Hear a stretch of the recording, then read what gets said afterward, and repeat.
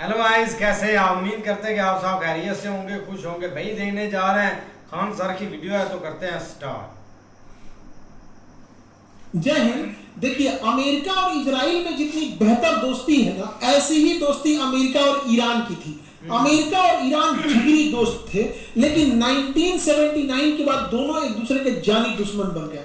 कैसे एक western culture को छोड़कर इस्लामिक रिवॉल्यूशन की ओर ईरान चला गया, और कैसे आयतुल्लाह खमैनी का उदय होता है, और क्या ये सिनेरियो होता है, आईआरजीसी कैसे बनती है, ये हम शुरू से देखते हैं। देखिए, ईरान में पेट्रोलियम की खोज हो गई। ईरान से अंधाधुंध पेट्रोल लेके अमेरिका और ब्रिटेन जा रहे थे, लेकिन ईरान के एक प्रधानमंत्री होते हैं, नाम होता है मूसादेक, मोहम्मद मूसादेक। ये क्या करते हैं, ईरान की जितनी पेट्रोलियम कंपनी थी जिसे ब्रिटेन और अमेरिका तेल निकालती थी, उन कंपनियों को इन्होंने नेशनलाइज करके सरकारी घोषित कर दिया, और रातों रात ब्रिटेन और अमेरिका की कंपनी को जाना पड़ा। इससे वहां के लोग बहुत खुश हुए और रातों रात मूसादेक वहां के हीरो बन गए। लेकिन अमेरिका और इसकी ब्रिटेन की खुफिया एजेंसी, अमेरिका का सीआईए और ब्रिटेन के MI16, ये मिलकर इनकी तख्ता पलट कर देते हैं और इन्हें गिरफ्तार करा देते हैं, और ईरान की सत्ता दे देते हैं एक ऐसे लालची व्यक्ति के पास, रजा पहलवी के पास। और रजा पहलवी जब आता है तो रजा पहलवी वहां पर एक राजतंत्र ला देता है, और रजा पहलवी अमेरिका के इशारों की कठपुतली बन जाता है। रजा पहलवी के आने के बाद ईरान के जितना पेट्रोलियम है उसे अमेरिका निकालता है, उसे रिफाइन करने का भी अमेरिका करता है, बेचने के लिए डॉलर का यूज करता है, इवन उस पेट्रोलियम को रखने के लिए भी अमेरिका की कंपनी करती है। यानी तेल तो था ईरान का, लेकिन पूरा मलाई खाना था अमेरिका। यह बात वहां के लोगों के अंदर तो चुभ रही थी, और रजा पहलवी के खिलाफ लोग हो गए थे ईरान के लोग। लेकिन इसके खिलाफ जब आवाज उठाया गया तो रुहुल्लाह खुमैनी ने इसके खिलाफ सबसे भरपूर तरीके से आवाज उठाया। लेकिन रुहुल्लाह खुमैनी के इस आंदोलन को रजा पहलवी ने बहुत सख्ती से दबा दिया, और रुहुल्लाह खुमैनी को ईरान छोड़कर जाना पड़ा। तो कभी ये ईरान छोड़ के इराक गए, सीरिया गए, तुर्की गए, फाइनली ये फ्रांस इनको शरण दिया था, फ्रांस में जाके रह गए। लेकिन वहां से भी संदेश भेजते थे, लेकिन उतना प्रभाव नहीं पड़ता था। जो लोग रजा पहलवी के खिलाफ आवाज उठाते थे, रजा पहलवी की जो खुफिया एजेंसी थी उसका नाम था सवाक। रजा पहलवी सवाक की मदद से उन लोगों को घर से उठवा लेता था, और जो उसके खिलाफ बोलता था उसकी पूरी फैमिली को उठा के इतना बुरा टॉर्चर करते थे सब, और मार डालते थे सब। कोई भी रजा पहलवी के खिलाफ बोलने के लिए तैयार नहीं था। रजा पहलवी अमेरिका के प्रभाव में आकर व्हाइट रिवॉल्यूशन लाता है, और ये रजा पहलवी एक नंबर का शराबी आदमी था, बाद में कैंसर से मरा भी, और एक नंबर का अय्याश था। ये अमेरिका से प्रेरित होकर व्हाइट रिवॉल्यूशन लाता है, और इसे शराब पीना और अय्याशी बहुत शौक था। तो इसने कहा कि लोग हमारे को उंगली उठाएंगे, उससे अच्छा सबको शराबी बना दो, सबको अय्याश बना दो। 1979 की बात बता रहे हैं। उस समय ईरान में शराब खुलेआम हो गया। ये उस समय की स्टूडेंट्स का ड्रेस है ईरान में। इसने ऐसे कल्चर को वहां लागू कर दिया, अश्लीलता भर भर के ले आ दिया पूरा ईरान में। ये उस समय की मैगजीन चलती थी ईरान की, और वहां के बीचों पे लोग इस तरह का गुटखा, शराब, सिगरेट, ये सब चीजें पूरा वहां तेजी से फैल गई समय यहाँ पे। साथ ही वहां पर अश्लीलता इतनी बढ़ गई कि अंडरवियर पे ये सब लंगटे घूमने लगे सब यहाँ पे। अच्छा, अमेरिका का भी अलग टाइप का है यहाँ पे। अब देखिए, ये लोग ऐसा कपड़ा पहन के घूमेंगे तो बवाल हो जाएगा। एक तो बिहार का विधायक अंडरवियर पर ट्रेन में घुस गए थे तो बवाल, भाई ये तो खुलेआम घूमे हुए यहाँ पिए। तो मतलब क्या है कि महिला है तो कितना छोटा कपड़ा पहन लो, ये अमेरिका वालों का कल्चर है। खैर, यहाँ पे क्या ही अलग कल्चर है। तो ये रजा पहलवी अपनी पत्नी के साथ मिलकर बहुत पैसा उड़ाता था। इसकी पत्नी भी वैसे ही बहुत थी, पूरा पैसा उड़ाने वाली थी। साथ ही 1971 में इसने ऐसा भयंकर गलती किया रजा पहलवी ने कि पूरी ईरान की जनता खिलाफ हो गई। वो पेट्रोलियम का पैसा तो एक तो आ नहीं रहा था, अमेरिका ले जा रही थी। जो बचा हुआ पैसा था, 1971 में पर्सेपोलिस नाम का एक त्योहार आयोजित किया गया। पूरी दुनिया के लोगों को बुलाया गया पर्सिया यानी ईरान के तेहरान में। पूरी दुनिया के राजदूतों को, पूरी दुनिया के नेताओं को बुलाया गया, अंधाधुंध पैसा खर्चा किया गया। दुनिया में इसकी आलोचना हुई, भैया इतना खर्चा करने की क्या जरूरत थी। पेरिस में बैठे जो, और जिन्हें ईरान से निकाल दिया गया था, रुहुल्लाह खुमैनी, पूरी भरपूर आवाज उठाएं, मैगजीन के माध्यम से, न्यूज के माध्यम से, पत्रिका के माध्यम से, अपने भाषणों के माध्यम से ईरान के लोगों को संबोधित करते थे। और ईरान के लोग इसके खिलाफ अब आवाज उठाने लगे, अपने राजा रजा पहलवी के खिलाफ। रजा पहलवी ने सबसे भीषण गलती क्या कर दिया, उसने क्या किया, 8 सितंबर 1978 को 8 सितंबर 1978 को लोग जुमे की नमाज पढ़ के बाहर निकल रहे थे और उसके खिलाफ पूरा प्रोटेस्ट कर रहे थे, राजा रेजा पहलवी के खिलाफ। यहाँ पर अमेरिका उसका साथ दे रहा था, लेकिन रेजा पहलवी की जो पुलिस थी, यानी जो पुलिस और पैरामिलिट्री को लगाकर इसने उन लोगों पे गोली चला दिया जिसे ब्लैक फ्राइडे कहते हैं। और जैसे ये गोली चली, आंदोलन और उग्र रूप ले लिया और देखते देखते पूरा ईरान इस जन आंदोलन में आ गया और पूरी तरह से ईरान को चारों ओर से घेर लिया गया। गली गली से पूरी विरोध होने लगी। राजा को लग गया अब यहां रहेंगे तो कहीं जेनजी की तरफ मिलकर मारे सब मत यहाँ पे। तो रेजा पहलवी को भागना पड़ा। जनवरी में भागा ये, जनवरी 1979 जनवरी में रेजा पहलवी भागा। और जैसे रेजा पहलवी भागता है, पेरिस में बैठे रुहुल्लाह खोमैनी ये जनवरी में भागता है और वो फरवरी 1979 में ईरान चले आते हैं। ये भागा जनवरी में क्योंकि इन्हें नहीं इसे भगाया था, इसके रहते आ जाता तो फांसी दे देते यहाँ पे। और ये जनवरी में भागा, ये फरवरी में आ गया। आप जानकर ताज्जुब कीजिएगा, जब रुहुल्लाह खोमैनी ईरान आए थे तो उस समय 50 लाख लोगों ने स्वागत किया था रुहुल्लाह खोमैनी का। 50 लाख लोगों ने स्वागत किया और इसे ईरान छोड़ के भागना पड़ा। ये अलग अलग जगह पे शरण लेता था, कभी तुर्की में लिया, कभी यूरोप में लिया, हंगरी में लिया, फ्रांस में लिया, अलग अलग जगहों पे ये शरण लेता था। लेकिन इसको लोगों ने उतना ध्यान नहीं दिया, भाग गया। लेकिन ईरान के लोगों का कहना था ये जहां भी शरण ले इसको खींच के लाइए, फांसी दिया जाएगा चट्टा को यहाँ पे रेजा पहलवी। ठीक है, सोचा भारत के एकदम खिलाफ रहता था। रुहुल्लाह खोमैनी जब यहाँ आ गए तो रुहुल्लाह खोमैनी ने कहा कि वेस्टर्न कल्चर खत्म, व्हाइट रेवोल्यूशन खत्म। ईरान को इन्होंने इस्लामिक रिवोल्यूशन कर दिया, इस्लामिक रिपब्लिक ऑफ ईरान कर दिया और इन्होंने इस्लामिक रूल को लागू कर दिया। और ईरान में जो इसे डांस बार खुल गया था जगह जगह, सिगरेट का, शराब का, नचनियों का, अय्यासी का जो अड्डा बन गया था। रुहुल्लाह खोमैनी ने कहा कि सब लोग बंद करो इसको। बंद नहीं कर रहा था सब। इन्होंने कहा सब लोग को एक के दिन लाइसेंस देंगे, स्टेडियम में आना, सबको गोली मरवा दिया। आज तेरा लाइसेंस देते, सबको खींच खींच के गोली मरवा दिया यहाँ पे। अच्छा, अंग्रेजों की चाल समझिए, एगो बिलार चाल चलवाता है सब, कैटवाक मैंने चारों ओर से लोग देखेगा और मैं अंडरवियर पहन के ऐसे ऐसे चलेगी सर, कैटवाक, बिलार चाल। अरे भाई तो पूरा कपड़ा में चले ना, इस चड्ढी अंडरवियर पे का जरूरत है ना चले अपने। ये कल्चर खराब करते हैं सब, समझिएगा। यूरोप वाले सुंदर नहीं आकर्षक बनने का प्रयास करते हैं सब। देखिए ये है आकर्षण और ये सुंदरता होती है।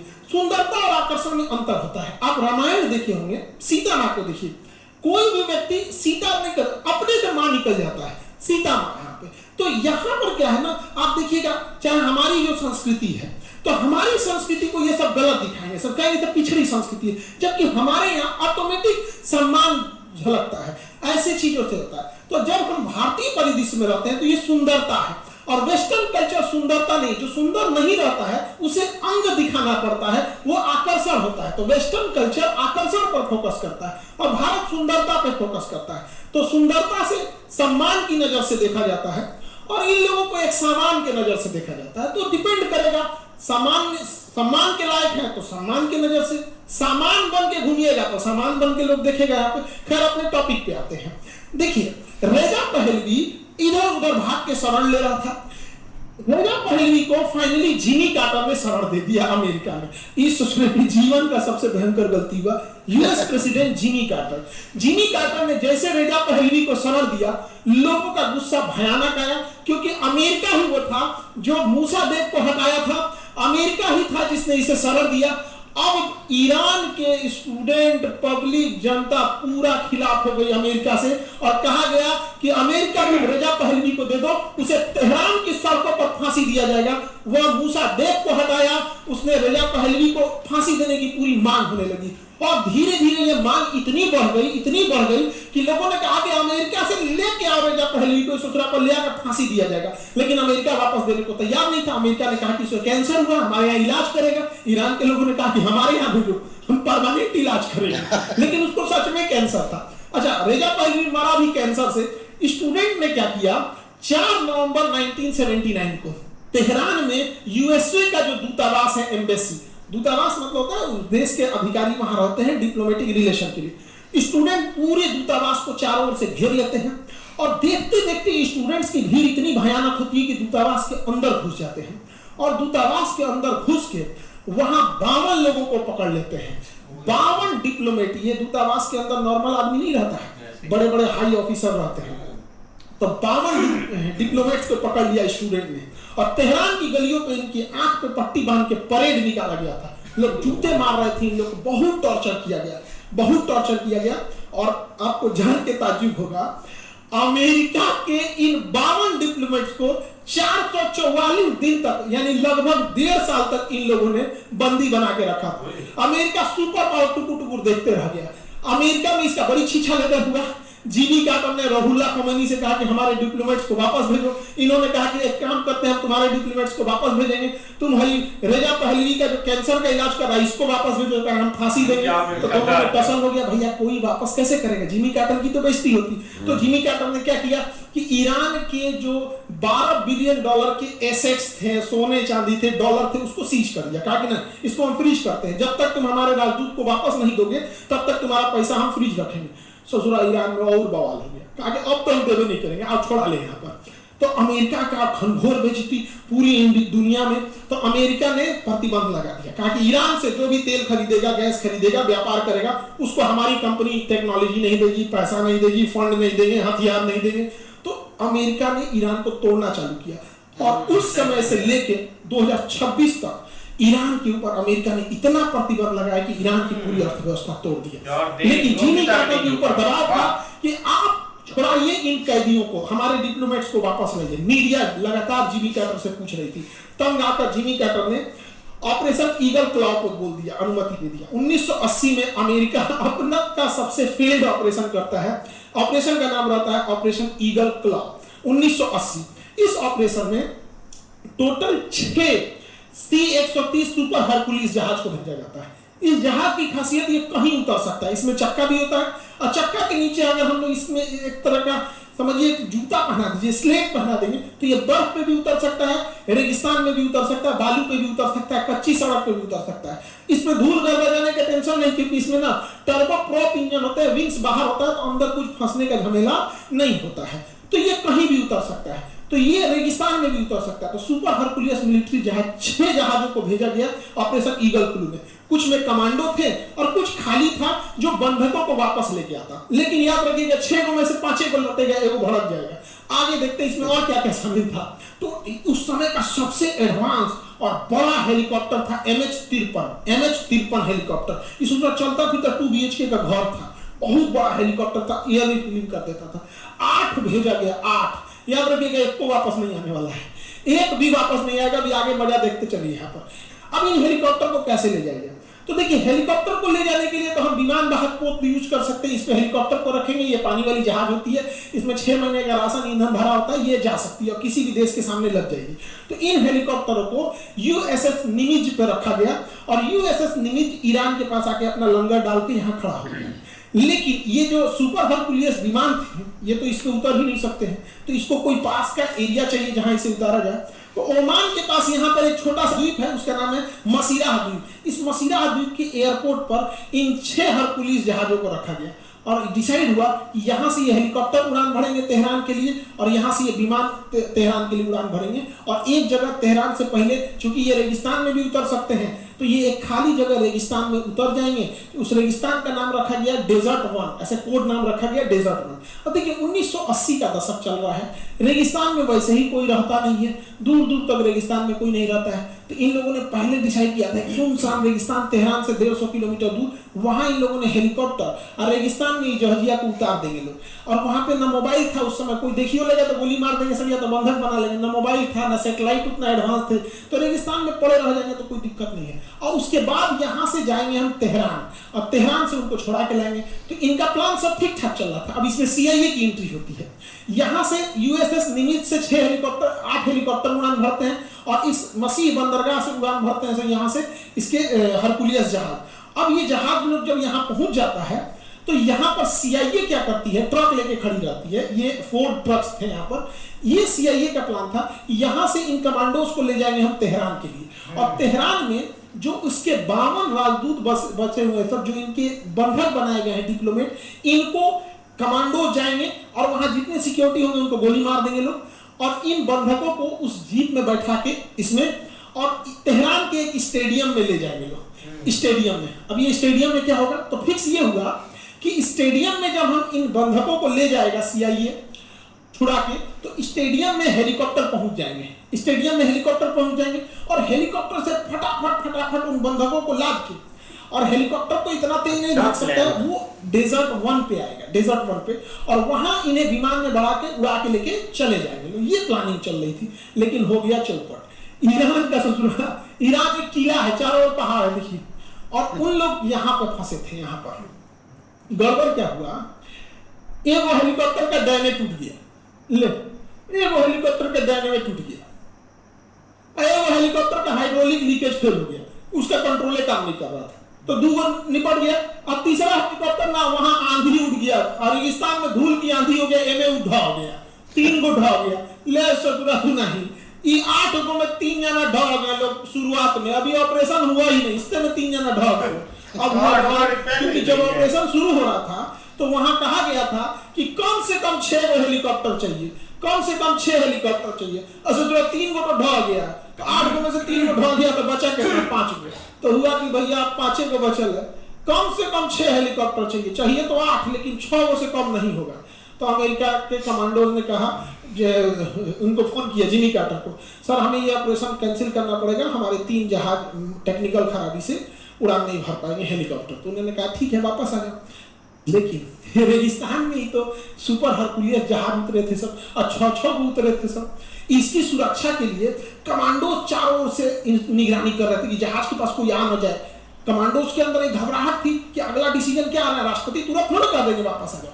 अब ये लोग क्या कर रहे थे ना, यह हेलीकॉप्टर से कमांडो निकल के जहाज की निगरानी कर रहे थे। इसी बीच हुआ क्या, एक बस जा रही थी, बाराती सबको लेकर लौट रही थी, तो ये कमांडोज ने बस को घेर लिया, कहा रुक रुक रुक रुक रुक, निकल बाहर निकल बाहर निकल बाहर निकल। सब लोग को बाहर निकल के यहाँ बंधक बना लिया, कहा कि इतनी को अभी यहीं रोकते हैं, बाद में छोड़ देंगे, जब हम लोग चले जाएंगे तो छोड़ देंगे। उस समय ना मोबाइल था ना कुछ, 1980 में कितना टेक्नोलॉजी रहेगा, और वो रेगिस्तान में तो घेरने का तो घेर लिया, लेकिन हो गया चौपट। इससे पूरा बसवा को घेरा सब ना, तो यहाँ तो बस को सब घेर लिया सब। उसी के उल्टा डायरेक्शन से एक तेल टैंकर जा रहा था, तो तेल टैंकर जा रहा था और अमेरिकी सोल्जर सब इधर से देख रहा था सब। तो जब इधर से देख रहा था सब, तो इन अमेरिकी सोल्जर्स को लगा कि ये कोई बस है, और ये तेल टैंकर वाला देख लिया, ये तो बंदूक लेके घूम रहा है सब। ये बस वाले को लगा ना कि ये कोई क्रिमिनल है सब, कि बंदूक लेके क्यों घूम रहा है। अमेरिकी सोल्जर्स को सब समझे सब कि डाकू है सब। तो ये क्या किया, और तेज कर दिया कि कचार के निकल जाएंगे, तब तक वो बैला पर गोली चला दिया सब। अरे बैला, अमेरिकी फौजियों ने गोली चला दिया, ये भड़क गया। जैसे ब्लास्ट हुआ ना, इतना भीषण ब्लास्ट हुआ कि ये खबर लग गई अब ईरान की सेना को। अब ईरान की सेना उस समय क्या करे, तो ईरान की सेना हरकत में आ जाती तो गड़बड़ होता। तो इन लोगों ने कहा भाग भाग जल्दी भाग भाग भाई, जल्दी भाग, चल बैठ बैठ हेलीकॉप्टर में बैठ बैठ, चल चल चल जल्दी भाग भाग यहाँ से। अब इन लोग को जल्दी हो गया भागने के लिए, यही में गड़बड़ा गया। जल्दी के चक्कर में ना एगो हेलीकॉप्टर क्या हुआ, उड़ान भरा ना, तो एगो जॉर्जिया में जाके लड़ गया।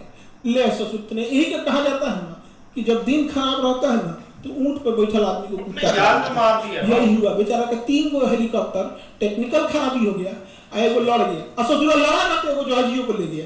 ई हेलीकॉप्टर में 3 जना थे, ई मर गए लोग। बाका जहाज में 5 को क्रू मेंबर थे, ये तो खाली गया था इसलिए कि इसमें कमांड जो बंधक है उनको भर के लाएगा। तो 8 जने मरियो गए, 8 जना मर गए। तो एगो हेलीकॉप्टर और क्रैश हो गया, बच गया कई गो, 4। 3 गो में टेक्निकल खराबी था, 3 गो में टेक्निकल खराबी था, एगो क्रैश हो गया। टोटल 4 गो हेलीकॉप्टर तो गया काम से, बच गया 4 गो। तो अमेरिकी सैनिक को कहा हे भाई अब हेलीकॉप्टर से नहीं जाएंगे, हेलीकॉप्टर से नहीं जाएंगे, बड़ी धीरे धीरे जाएगा, ईरान किसी ना मार देगी, हमको भी इसी में लाद के ले चलो। तो भैया हुआ कि 4 गो हेलीकॉप्टर को छोड़ दो ईरान में। अमेरिका ने अपना 4 गो हेलीकॉप्टर ईरान में छोड़ा, 8 गो गया, 4 गो ढह गया, और 4 गो वहाँ छोड़ के भागना पड़ा। और एगो तो ढहा था यहीं में लड़ के, तो एगो इहो चौपट हो गया। तो 8 तो 8 हुए रह गए, और 6 गो में 5 गो लौटा का, तो कुछ नहीं, खाली हाथ लौटे। घनघोर बेइज्जती हुआ अमेरिका का, एकदम गाढ़ा बेइज्जती हो गया अमेरिका का। और अमेरिका में जिमी कार्टर का थू हो गया, जिमी कार्टर का एकदम थू हो गया। और इत्तेफाक से 1981 में इलेक्शन, 1980 में इनका बंधक बना लिया गया, और ऑपरेशन ईगल क्लू फेल हो गया। और 81 में इलेक्शन था, उसी साल इलेक्शन था, तो इलेक्शन में इनको भयंकर इसका लॉस उठाना पड़ा और फाइनली जिमी कार्टर को मजबूर होना पड़ा ईरान के 12 बिलियन डॉलर को वापस देना पड़ा। और रुहुल्लाह खोमैनी ने कहा कि ठीक है, हम आपके बंधकों को वापस देंगे। ये कितना ढीठ आदमी है सोचिए। इसने कहा कि हमारा पहले 12 बिलियन डॉलर दो, तो 12 बिलियन डॉलर वापस ले लिया। उसके बाद इन्होंने कहा कि जब तक जिमी कार्टर रहेगा हम वापस नहीं करेंगे, जिस दिन जिमी कार्टर चल जाएगा उस दिन हम वापस करेंगे। और जिमी कार्टर हुआ भी, जिमी कार्टर इलेक्शन में हार गए। इनके जगह इलेक्शन जीतते हैं रोनाल्ड रीगन और अमेरिका के राष्ट्रपति बनते हैं रोनाल्ड रीगन। 20 जनवरी 1981 को जिमी कार्टर इस्तीफा देते हैं और 20 जनवरी 1981 को रोनाल्ड रीगन शपथ लेते हैं। रुहुल्लाह खोमैनी ने 20 जनवरी को इन लोग को छोड़ा है, जबकि जिमी कार्टर कहते रह गए थे कि 19 जनवरी को छोड़ दो, कम से कम मेरे कार्यकाल में हम ये कह तो सकते हैं कि हमने बंधकों को वापस बुलाया। तो कहा कि ना, हम आपको छोड़बे नहीं करेंगे। सोचो तुम हमारा रजा पहलवी को रखा है, उसको छोड़ा क्या? तो यहां पर हुआ। अब इन्होंने कहा कि एक काम कीजिए, पुराना मैटर तो सलट गया, हमारे रेजा पहलवी को दीजिए जो कैंसर का इलाज करा रहा है, न तो हम आप उसे भिड़ेंगे। तो जिमी कार्टर को इसका नौबत नहीं आया क्योंकि रेजा पहलवी कैंसर से मर गया और रेजा पहलवी का विवाद भी खत्म हो गया। अब ईरान पर देखते हैं किस तरह से स्ट्रक्चरल चेंजिंग लाते हैं रुहुल्लाह खोमैनी। इन्होंने ईरान को इस्लामिक रिपब्लिक घोषित कर दिया और यहां पर इन्होंने एक धार्मिक नियम लाया। देखिए, इस्लाम धर्म के हिसाब से इमाम मेहदी आएंगे, इमाम हुए हैं। इमाम मेहदी इस्लाम धर्म के अनुसार अभी जो है वो एक्युल्टेशन में है। एक्युल्टेशन मतलब होता है गैबत में, वो दुनिया के नजरों से हटे हुए हैं। वो आएंगे और वो आने के बाद दुनिया से नफरत, ऊंच नीच का भेदभाव, जुआ, शराब, मर्डर, इस सारी चीजों को सजा देंगे, सबको खत्म करेंगे। एग्जैक्ट वैसे जैसे हिंदू धर्म में कल्कि होता है, वैसे ही यहाँ पे भी है। इनका अपना कल्चर, अपना ये धार्मिक परंपरा है। तो ईरान में रुहुल्लाह खोमैनी ने कहा कि जब तक इमाम मेहदी नहीं आ जाते हैं तब तक के लिए ईरान में शरीयत का कानून रहेगा, यानी इस्लामिक कानून रहेगा। उसी को शरीयत या शरिया कहा जाता है, जब तक इमाम मेहदी नहीं आते हैं। अब बात आती है कि इस इस्लामिक कानून यानी शरीयत कानून को लागू कौन करवाएगा? तो रुहुल्लाह खोमैनी का कहना था कि जब तक इमाम मेहदी नहीं आ जाते हैं तब तक कोई एक ऐसा व्यक्ति शासन करेगा जो पूरी तरह से समर्पित हो और फकीर की हैसियत से, उसके पास धन दौलत नहीं होना चाहिए, फकीर की हैसियत से सेवा करना चाहिए। उसी को कहा गया विलायते फकीह, विलायते फकीह। और कहा गया कि यही संरक्षण करेंगे और इस्लामिक नियम से चलेंगे। संरक्षक को रहबर भी कहते हैं। रहबर मतलब संरक्षण, हमारा ख्याल रखने वाला। तो इस्लामिक कानून को ख्याल रखने वाला रहबर जो एक फकीर की तरह रहेगा, कोई शानो शौकत नहीं, कोई महंगे शौक नहीं, एक साधारण जीवन जिएगा, लेकिन शरिया कानून को तब तक के लिए हिफाजत करेगा जब तक कि इमाम मेहदी नहीं आ जाते इनके अनुसार। और इसके लिए उन्होंने पहले विलायते फकीह रुहुल्लाह खोमैनी को दिया गया। उसके बाद अली खामेनी है और अभी तो मुस्तफा खामेनी है जिनको अभी युद्ध चल रहा है। कितना खोमैनी को मारेंगे, फिर एक और खोमैनी आएंगे। ईरान का एक स्ट्रक्चरल है, उसमें ये वाला स्ट्रक्चर गार्डियन ऑफ काउंसिल बहुत अच्छा है। आप इसे समझिए, हम एक एक करके समझाते हैं। हुआ क्या कि सारा पावर जनता को दिया गया वहां के संविधान के अनुसार, और जनता दो चीजों की वोटिंग करती है। ध्यान से यहां समझिएगा, बड़ा कॉम्प्लेक्स चीज है। जनता क्या करती है, 8 सालों के लिए जनता 82 धार्मिक एक्सपर्ट लोगों का चयन करती है, चुनाव करती है। जनता 8 सालों के लिए 86 एक्सपर्ट लोगों का सिलेक्शन करती है और इस 46 एक्सपर्ट में जो सबसे हेड होते हैं वो बनते हैं सुप्रीम लीडर, जो सबसे हेड होते हैं। अब ध्यान से समझिए, आप एक खामेनी मारेंगे, 86 में से एक मारेंगे, 85 बचा रहेगा। इसलिए ईरान में युद्ध खत्म नहीं हो रहा। उसको लगा था वेनेजुएला है, एक को मार दिए तो सब खत्म। अब गार्डियन काउंसिल उसका इतना इंटेलेक्चुअल चीज है कि गार्डियन काउंसिल में 12 लोग बैठेंगे। अब ये 12 कौन है? तो इन 12 में 6 जज रहेंगे, इन 12 में 6 जज रहेंगे और 6 एक्सपर्ट रहेंगे जो इस 86 में से 6 है। अच्छा, इन 86 को चुना कौन था? जनता ने। हर साल इलेक्शन नहीं होता, 8 साल पे एक बार होता है, 8 साल कार्यकाल होता है उन लोग का। अब ये 6 एक्सपर्ट हैं, ये धार्मिक एक्सपर्ट है, और ये 6 एक्सपर्ट हैं जज हैं, ये कानूनी एक्सपर्ट है। यानी ये 12 लोगों का काम क्या है कि कौन इलेक्शन में उठेगा वह शराबी तो नहीं है, वो मर्डरर या रेपिस्ट तो नहीं है, आप इलेक्शन में खड़े होने लायक हैं कि नहीं है, पहले आपको यह परमिशन लेनी पड़ेगी गार्डियन काउंसिल से, 12 लोगों से। इसमें दो तरह से धार्मिक एंगल चेक हो जाएगा और जज लोग चेक हो जाएंगे। जब ये कहेंगे कि हाँ अब आप इलेक्शन लड़ सकते हैं, तब ईरान में जाकर इलेक्शन होता है। भारत में भी ऐसा एक काउंसिल होना चाहिए जिसमें भारत के इंटेलेक्चुअल लोग हों, जैसे शंकराचार्य जैसे लोग हों, अब्दुल कलाम जैसे लोग हों, प्रेमानंद महाराज जैसे लोग हों। ये लोग भी सेलेक्ट करें कौन इलेक्शन, अपने यहाँ शराबी, जुआरी, मर्डरर, रेपिस्टे ज्यादा उठता है। तो ईरान में इलेक्शन जीतने की बात छोड़िए, आप पर्चा भर के इलेक्शन में खड़े हो पाइएगा कि नहीं, पहले जाके गार्डियन काउंसिल से पूछिए। अब जब खड़े हो जाएंगे तो जनता आपको वोट डालेगी। अब जिसका वोट ज्यादा है वो जाके प्रेसिडेंट बनेगा, और वहां का प्रेसिडेंट का कार्यकाल भारत की तरह 5 साल का नहीं होता है, वहां 4 साल होता है अमेरिका की तरह। हमारा 5 साल वाला ठीक है। तो इस तरह से बनाया गया था।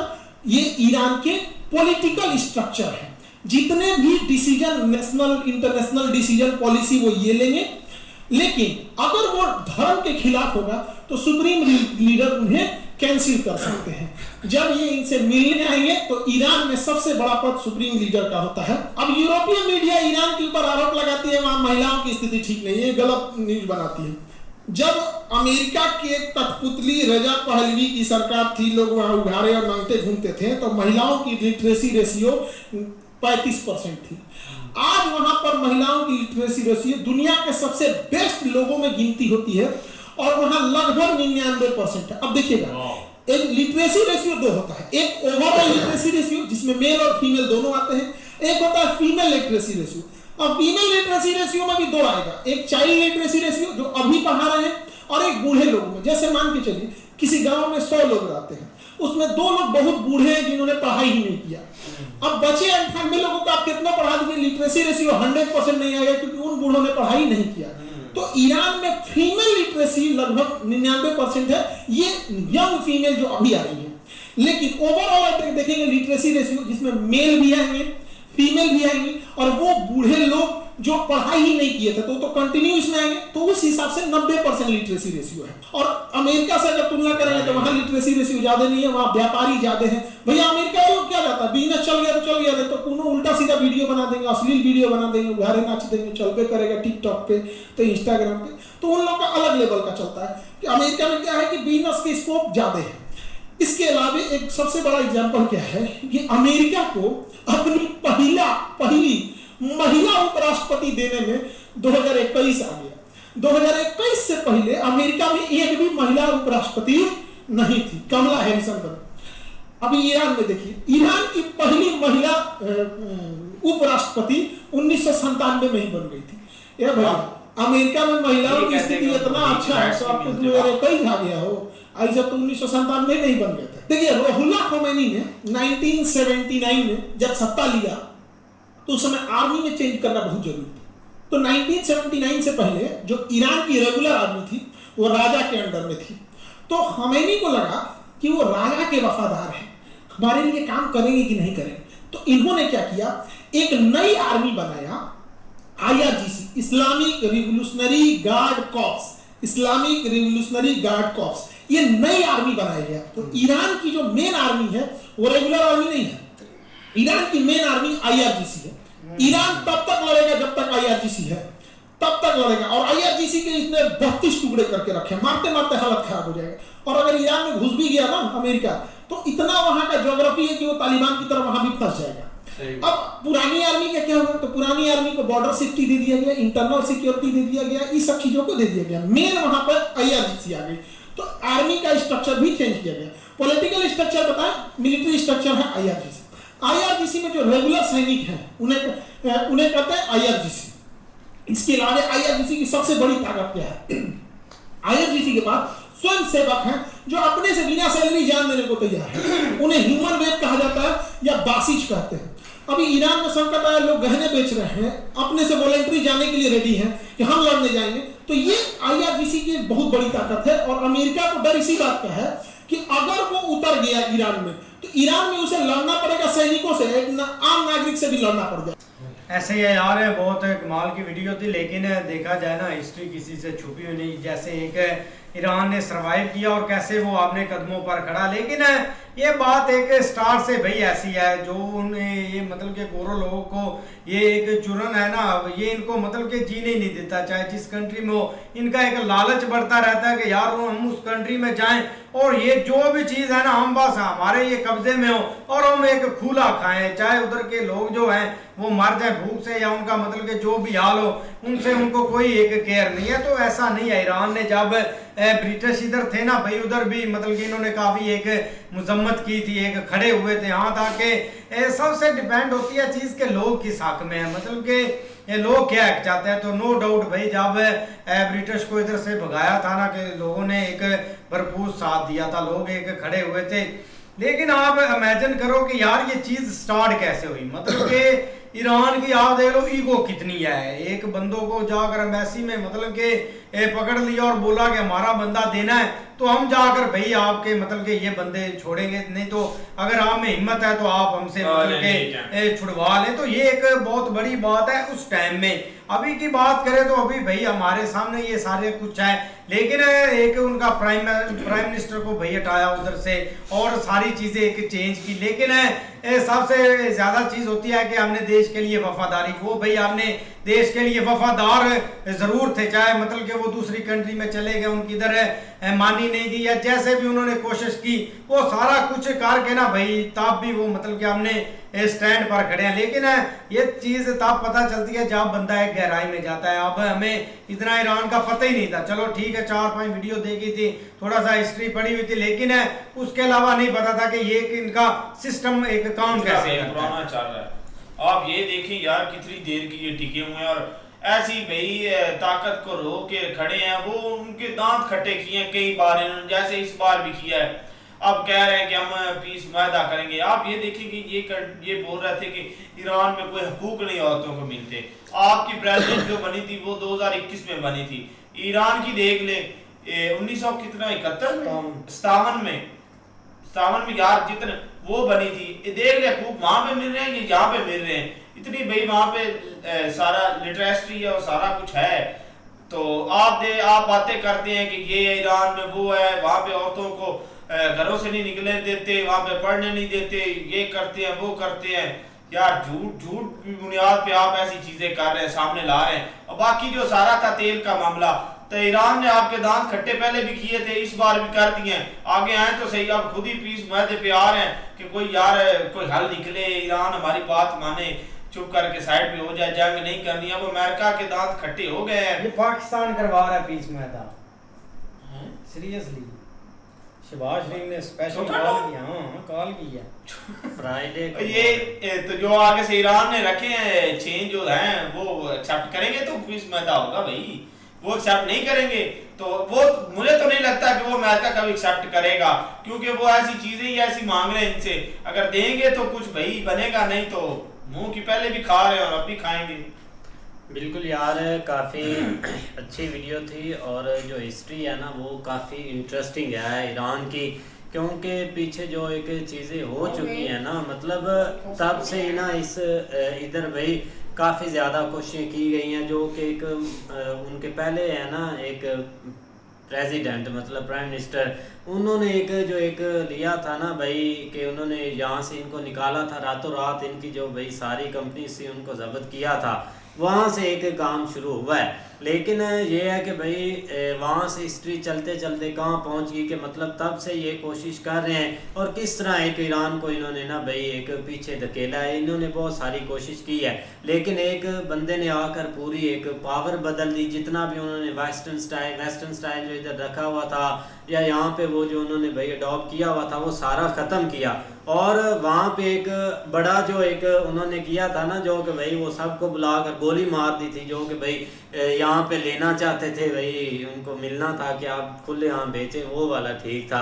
अब देखें कि जो सर ने यहाँ खान सर ने हाँ सर्टिफिकेट लेने आए थे, लेकिन जो खान सर ने एक चीज़ें एक्सप्लेन की है या जो बताया ना वो काफ़ी इंटरेस्टिंग है कि जो भाई उनका एक प्रेसिडेंट बनता है और भाई एक जो एक सुप्रीम लीडर बनता है, उसकी वजह से ये एक टिके हुए हैं और किस तरह एक चीज़ें बंटी हुई हैं 12 जो उन्होंने मेंबर बताए हैं ना वो बहुत ज़्यादा पावरफुल हैं। मतलब जो 86 में से टॉप के होंगे ना 6 बंदे उन्होंने चूज़ करना। और हम ये सोच रहे थे कि एक सुप्रीम लीडर मर गया और उसके बाद भाई क्या होगा, उसके बाद किधर ये जाएंगे। अभी ये नहीं, अभी पता चला कि भाई वहाँ पर 85 पीछे हैं जो कि भाई उनकी जगह लेने के लिए तैयार है। एक शहीद होता है कि दूसरा आ जाएगा। अगर उनका बेटा अब आया है ना तो वहाँ पे जो एक 85 बैठे हुए हैं ना वो उसी कैटेगरी के हैं, उसी लाइन के हैं जिनको हटाना बहुत मुश्किल है, जिस तरह उन्होंने ये एक बांटा हुआ है सबको। वो भाई इन्होंने वही 1979 वाला सिस्टम अपनाया है कि जैसे भाई इन्होंने एक लीडर को हटाया था तो अपनी मर्ज़ी का इन्होंने लीडर जो है ना वो उधर तैनात कर दिया था और जो जी इनका चाह रहा था वो इन्होंने वहाँ से हर चीज़ ली है। जैसे इन्होंने तेल वहाँ से इतना निकाला है कि आप लोग सोच भी नहीं सकते। उसके बाद भाई उस बंदे ने वहाँ पर शराब, जुए के अड्डे, लड़कियों का वो जो लिबास है वो उतरवाया और जो अमेरिका की सिचुएशन थी वो सारी उसने अपने मुल्क ईरान में चलवाई थी। लेकिन भाई कब तक, जब तक भाई बुराई, जितनी भी बुराई बढ़ जाए ना एक दिन उसके आगे अच्छाई जब आगे सामने आ जाती है ना तो बुराई को छुपने के लिए जगह नहीं मिलती। उस वक़्त जब भाई उसका बुरा वक़्त आ रहा था तो उसने अपनी आवाम ने जैसे भाई उन्होंने वो अपना जैसे वो अपना बाहर निकले हैं तो इन्होंने धड़ाधड़ उस पर गोलियां चलाई हैं और जैसे इन्होंने गोलियां चलाई उन्होंने भाई अवाम ने और जज्बात पकड़ा है और उसी दिन उन्होंने तख्ता उल्टा कर एक साइड पे कर दिया। और जैसे ही वो बंदा वापस भागा है तो उसके बाद अपना खुमैनी साहब आए हैं, उसके बाद हर चीज़ जो है अमेरिका की वो ऐसी स्टार्ट हुई है कि अमेरिका वालों को अपना वो जो भी किया था उन लोगों, वो जो मिशन पहले किया था जहाज़ों वाला वो तो फारग हो गया। वो तो उनके अपना सिस्टम उन्होंने बनाया था कि भाई हम वो जो बंदे हैं हमारे 52 वो हम किस तरीके से वहाँ से निकालेंगे, लेकिन वो तो उनके जहाज़ इधर खुद ही तबाह हो गए। वो 4-5 बचे थे वो वापस दौड़ गए और उनके पास तो रह ही कुछ नहीं गया था। लेकिन ये एक सिस्टम है कि भाई इन्होंने 1979 में ये सारा कुछ किया था। अपना 2021 में पहली इनकी जो औरत है ना वो अपना चीफ मिनिस्टर बनी थी और भाई ईरान की तो 1997 में बन गई थी। तो ये बात करते हैं कि ईरान में सारा कुछ गलत हो रहा है, औरतों को उनके हकूक़ नहीं मिल रहे। वो भाई आपके मुल्क में कहाँ उनको हकूक़ मिल रहे हैं? ये तो चाहते हैं कि ये एक इस्लामी मुल्क है ईरान और वहाँ पर फैशी गड्ढे चलाएं और वहाँ से कोई बंदा हमें ऐसा मिले जिसके जरिए हम यहाँ से हर चीज़ अपने मुल्क में ले जाएं और ईरान पे भी हम अपना कब्जा करें। तो वो चीज़ें तो ये भूल जाएं।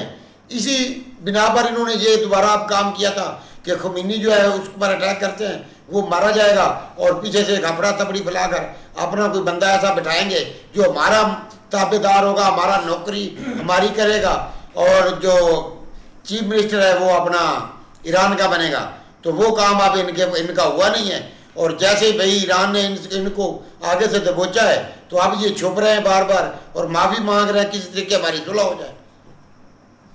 और कल वो ट्रम्प कह रहा था कि मुश्तबा खमनई और मैं मिल के जो है ना ईरान नहीं ऐसे ही है ये भिखारी अब माफिया मांगने पे उतरा हुआ है। और कोई चांस ही नहीं है। हाँ। लेकिन भाई जो अपना पीछे एक जो हिस्ट्री इनकी बताई गई है ना कि ये देखो कि उन्होंने ईरान के साथ क्या कुछ नहीं किया। जो उनके अपना प्राइम मिनिस्टर या जो बड़े बड़े थे ना उनके साथ मिलकर इधर कैसे उनके भाई अपना एक नशा अपना शराब बेचना या पीना या अपना सिगरेट वगैरह जो भी एक लड़कियों का भाई वो का लिबास देख लो कैसे उन्होंने भाई चेंज किया गया। वो जो अपना उनका लिबास उधर का होता है वो भाई लिबास इधर भाई उन्होंने ईरान में भी अपना चला दिया था।